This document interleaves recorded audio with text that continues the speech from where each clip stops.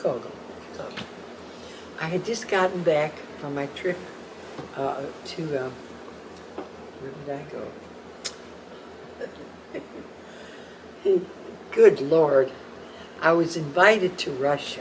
I just got back from my trip to Russia. And I was one of the speakers in Chicago.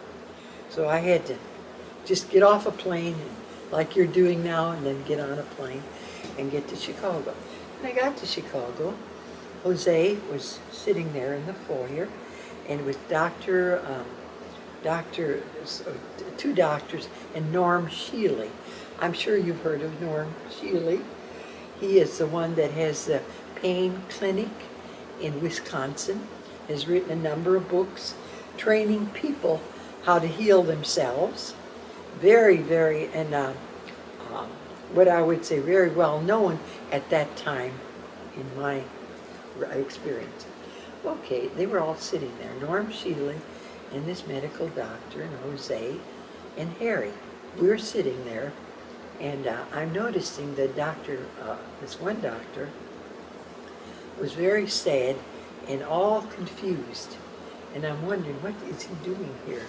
Norm Shealy had good vibes, and Jose and Harry were good vibes, but I'm concerned about this doctor. So I went up to my room and got ready. Now I want to come down and have some coffee in the coffee shop, and he's sitting there. And I slip into the seat there, and I said, what's your problem?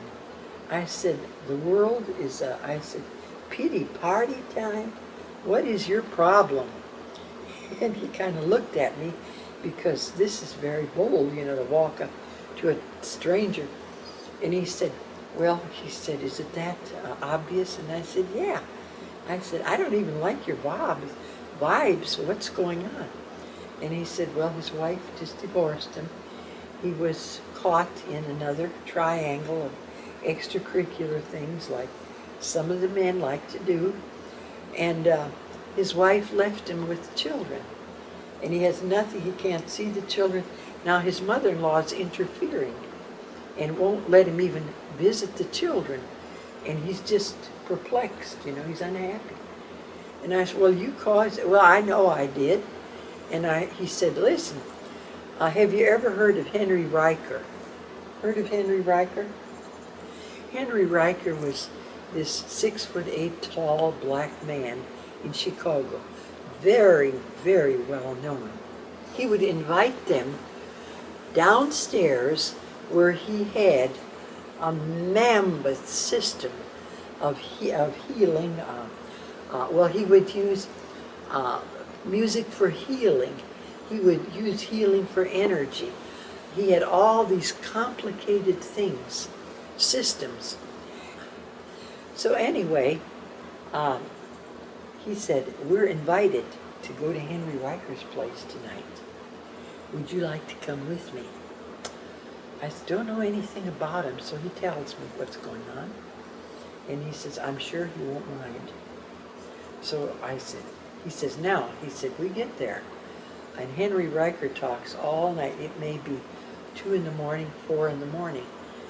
Do you need to come back? If you do, he said, I don't want you to go, because I want to see what this man has to tell me.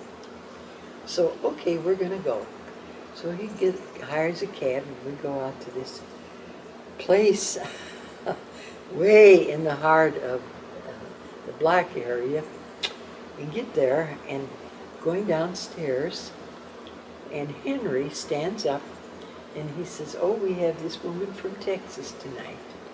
And the floor is full of black kids, girls and boys, long hair, the whole 9 yards. And he said, tonight we're going to devote the night to Mrs. Hadsell in Texas. She needs to know, she needs to learn some things. And I said, whatever, I'm open. He said, what do you want me to talk about? I said, how about love? I said, I know there are many facets to love. What's your take on love? He turns on his tape recorder, and he talks 3 hours on love. He talks about going to other dimensions and coming back to experience love with its intensity. He said, in other realms, love is so intense and so healing, and then coming back here on this planet with all of the confusion and all of the turmoil that we have to go through, and we can do this by encasing us with what we call a shield, a light. We can experience that love. It can be ecstasy. We can also, when we have an orgasm, when we have love, making love with a partner, and we have an orgasm. And he said, when you have an orgasm, does anyone ever want to laugh, ridiculously laugh, during this orgasm? He said, if you do, you are not experiencing love to the fullest, because you're on another level experiencing ecstasy. And the only way you can demonstrate here is by laughing, hysterically laughing. And he said, I don't recommend that for women, because the husband would feel you're an idiot, you know, insulted. You're laughing at his performance. I mean, you just don't do that. So I'm sitting there, and he's nodding, because, hell, I've had those, you know. And so I did, really and truly, it's very difficult, because you laugh in your pillow, and then you have to get up and go to the bathroom. So you gotta go to the bathroom, taking the pillow and laughing in the pillow, because you're hysterical. And then you sit on the commode, and you laugh, and hope he fell asleep, because I didn't know what was happening, why I was laughing like an idiot. Well, he explains this because it's very rare that you can actually experience the true love that is in this other plane down on this level, unless you're out of the body having sex, and that's when it happens.